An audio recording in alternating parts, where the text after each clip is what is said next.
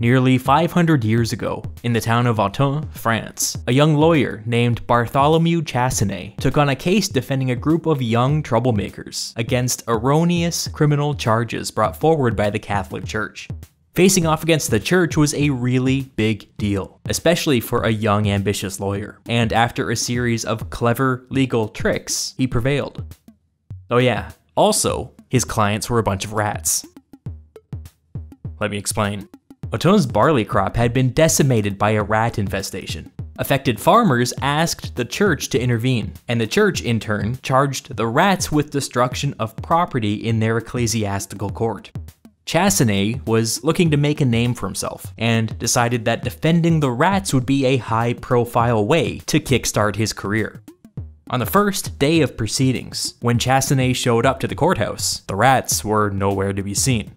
This was to be expected, of course, but the judge's first move was to take this as an indication of their guilt. Thinking quickly, Chassanet informed the judge that the notice to appear in court had been posted exclusively inside the town of Autun. The supposed crime had taken place outside of town, so it was reasonable to assume that that's where the defendants lived as well.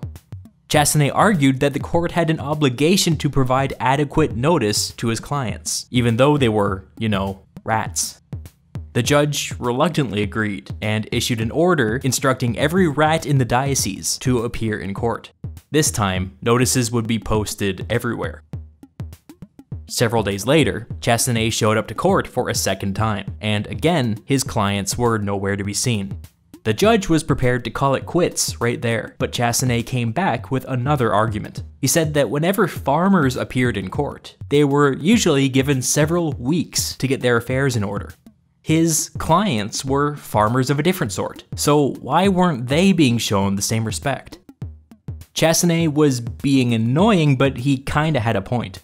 The judge delayed proceedings for several weeks so that the rats could get their affairs in order. Whatever that means. Weeks later, they met for a third time. Surprise, no rats. Chassanet burst in there full of beans. He informed the judge that of course his clients had every intention of coming in today. However, he had only now discovered, to his dismay, that the streets of Autun were absolutely crawling with cats. His clients, Chassanet said, were afraid for their lives. The judge was allowing assassins to hang around outside the courthouse. This was unacceptable. He told the judge that it would be impossible for his clients to appear in court until every cat in Autun had been moved indoors. An extremely annoyed judge issued a notice for people to pretty please with sugar on top move your cats indoors. Proceedings were adjourned until a future date, TBD. No date was ever set. People moved on with their lives and the matter was set aside. Chassanet had successfully badgered the church into dropping the case.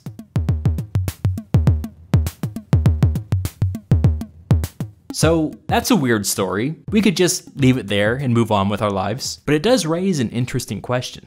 Can animals commit crimes? Why did the people of Autun try to bring the full weight of the law against something that was so clearly just an act of nature? Believe it or not, to answer this question, we have to go all the way back to the ancient Greeks. Murder trials in ancient Greece were held out in the open air. Every flavor of murder trials. By that I mean human murder trials, inanimate object murder trials, and yes, animal murder trials. The principle at work here is that the Greeks believed that murder disrupted the moral equilibrium of a city, and that it created a sort of unseen pollution that seeps into every aspect of society. That's why they held their murder trials out in the open air. You don't want innocent people breathing in those murder fumes. But why for inanimate objects and for animals? The pollution imagery is key to explaining this. The Greeks made no distinction between an accidental and a purposeful killing. It made very little difference to them whether a death came from a person with a knife, a falling roof tile, or a kick from an animal. In each of these scenarios, it would have been classified as a murder, and each murder would have emitted unseen pollution into the community. If enough of this unseen pollution built up over time, it might result in a plague, or a crop failure, or a natural disaster. the fate of the entire community depended on keeping this pollution to a minimum. So how did they do this? Simple. Murderous, inanimate objects and animals were put through a formal trial, and if found guilty, they were expelled beyond the borders of the city. This act of expulsion was thought to cleanse the city of its unseen pollution. This tradition persisted for a long time. It eventually spread to the Roman world, where it came into contact with the early church.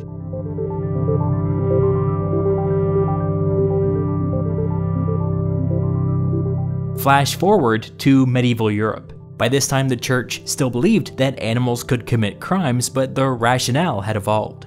Like the Greeks, the medieval church believed that the act of murder somehow infected the entire community. However, their version of this came not in the form of unseen pollution, but instead in the form of evil forces. Sometimes this evil was explicitly described as demonic or satanic, and sometimes it was a little more vague. To put it simply, the medieval church's position was that evil attracted evil. One murder brought evil forces into the community, which made a second murder more likely. A second murder did the same, and made a third murder more likely. It was a vicious cycle that had the potential to destroy an entire community. So how did animals play into this? For theological reasons, the belief was that animals were slightly more susceptible to evil than humans were. When an animal committed a violent act, it was an early indication that worse things were in store for the community. Whereas animal trials in ancient Greece were an act of cleansing, animal trials in medieval Europe were an act of deterrence.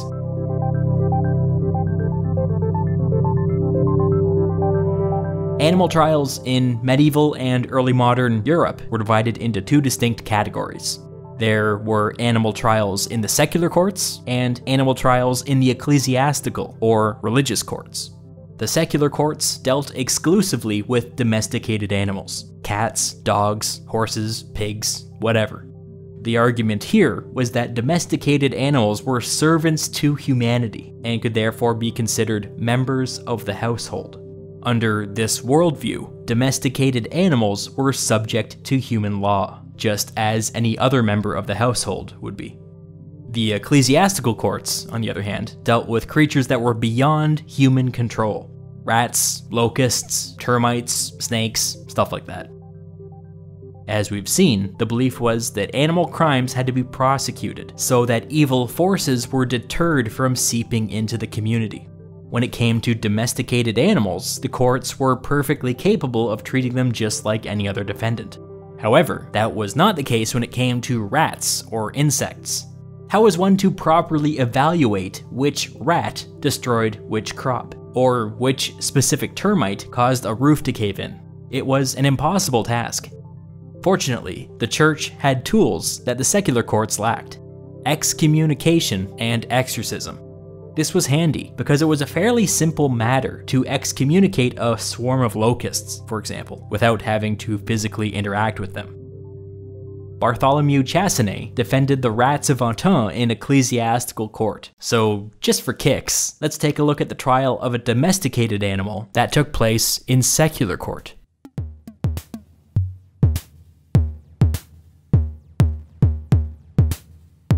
In 1474, in the city of Basel, an egg was discovered in the pen of a male rooster. Settle in, get out your detective hat, take some puffs on your pipe, because this one's a stone cold whodunit. The people of Basel figured it out pretty quickly. The rooster laid the egg. A small minority of you might have another solution in mind, but that's just your dumb tiny brain being a stupid idiot. Obviously, this was the work of the supernatural. But here's the important bit. It was a crime for a rooster to lay an egg. Rooster eggs were believed to be ingredients in a spell that could be used to create a basilisk. Wait a second. That's, This is all very silly, obviously, but think back to the theoretical model that lay behind medieval and early modern animal trials. Rooster eggs were all tied up with magic, maybe witchcraft, maybe even Satanism, which meant that a rooster laying an egg was an evil act. If they allowed something like this to go unanswered, other evil forces would seep into their community. The unfortunate rooster was charged with the crime of cavorting with Satan. The rooster's lawyer argued that, sure, his client laid an egg, and sure, rooster eggs were used in magical spells, but the act itself, the laying of the egg, was entirely involuntary. Since no spell had been cast, no evil act had actually occurred. If no evil act occurred, deterrence was unnecessary. This was nothing more than a simple act of nature. It's a clever argument, but it didn't take. The prosecution argued that it was irrelevant whether or not the laying of the egg had been an involuntary act, because it was technically possible that some kind of demon had physically entered the body of the rooster and laid the egg for him. They argued that, voluntary or not, a rooster laying an egg was an evil act under any circumstance, and so long as this crime went unpunished, the entire city was in danger. The prosecution's argument won the day. The unfortunate rooster was condemned to death and burned at the stake.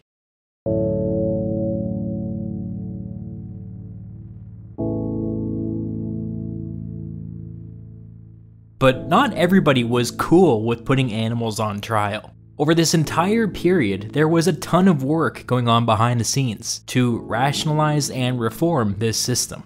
A lot of this work, especially early on, was actually happening inside the church. Thomas Aquinas spends a lot of time in his 13th century work Summa Theologica tackling the nature of evil, and more specifically, the nature of evil in nature. He eventually arrives at the position that the natural world is inclined towards perfection. But that isn't to say that evil doesn't exist in the natural world. Clearly it does. Aquinas says that when an animal performs an evil act, it is in a way malfunctioning or somehow deformed in their nature. He goes on to say that taking these creatures out of nature is fine, but since nature is inclined towards perfection, this should be extremely rare. In other words, he's saying that animals should only be charged with crimes when there's something very clearly wrong with it. Nature is inclined towards perfection, so in practice it should usually be fine to just leave animals alone. This is a pretty modern perspective, and it's remarkable that something like this was coming out of the church in the 13th century. So the theoretical groundwork had been laid. According to Aquinas, animal trials should be rare. But sadly, this argument did not catch on. In fact, in the centuries following Aquinas' death, animal trials actually became more common than ever.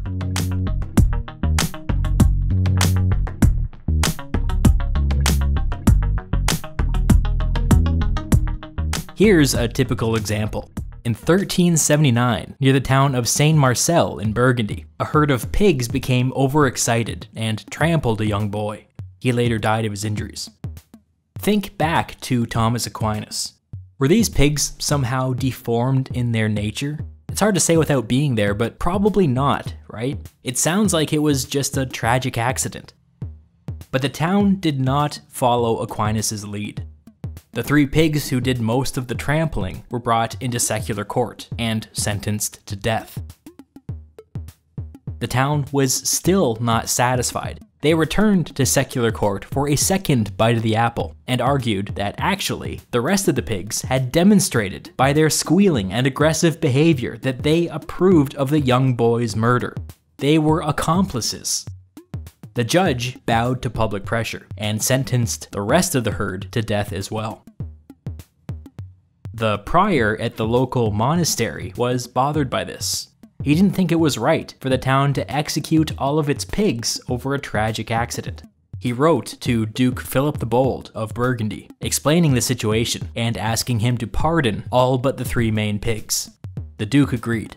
The rest of the herd was pardoned and the matter was settled. What's interesting about this incident is that it shows how the church and the nobility were working together and pushing for moderation, and how normal people were pushing the courts toward maximalist punishments. Animal trials persisted for centuries. Many came to view it as a superstitious holdover from the medieval period, but nevertheless, it was a practice that would not die. In the 17th century, the philosopher René Descartes spent a lot of time and effort making the argument that animals were wholly incapable of committing any crimes whatsoever. His argument went a little something like this. All animals are automatons, meaning that they have no sense, no feeling, and no inner life. A phrase that he likes to use over and over again is that animals only follow the disposition of their organs. According to Descartes, a creature acting purely on instinct is in perfect accordance with nature, and is therefore incapable of evil. Descartes argued that putting animals on trial was meaningless, no different than putting inanimate objects on trial, which is funny because that's exactly what the ancient Greeks used to do. Descartes' successors picked up this argument and ran with it. People continued to argue about the nature of evil and stuff like that, but the basic worldview that said that it was meaningless to charge animals with crimes actually caught on. By the 18th century, animal trials were becoming less and less common. By the 19th century, they were a novelty. So, medieval Europeans saw humans and animals as operating within the same moral universe. Descartes and his Enlightenment successors rejected this worldview and argued instead that animals were incapable of moral agency, operating entirely in reaction to the disposition of their organs. In the 19th century, the pendulum swung back in the other direction. Charles Darwin and his successors made a series of discoveries that turned the basic Enlightenment worldview when it came to animals on its head. In The Descent of Man, Darwin writes that so long as animals hit a certain baseline of intelligence, quote, any animal whatever, endowed with well-marked social instincts, would inevitably acquire a moral sense or conscience. This was a straightforward rejection of the Descartes and Enlightenment worldview. According to Darwin, animals are not automatons. So long as they possess some intelligence, they are capable of full moral agency, no different from humans. Since the Darwinian Revolution went back to arguing that humans and animals operated within the same moral universe, you'd think that this would reignite the medieval and early modern practice of putting animals on trial. Thankfully, it did not. By the 19th century, the practice had been in decline for at least 100 years. People were a lot less worried about an evil act precipitating some kind of metaphysical threat to an entire community. Instead, they went the other way with it. Since animals were now believed to possess full inner lives, Darwin and others pushed for preservation and compassion whenever possible. Before too long, most of Europe had outlawed the public execution of animals. Legislation dealing with animal cruelty quickly followed. By the 20th century, virtually in the blink of an eye, the practice of putting animals on trial had vanished from Europe. Which is good.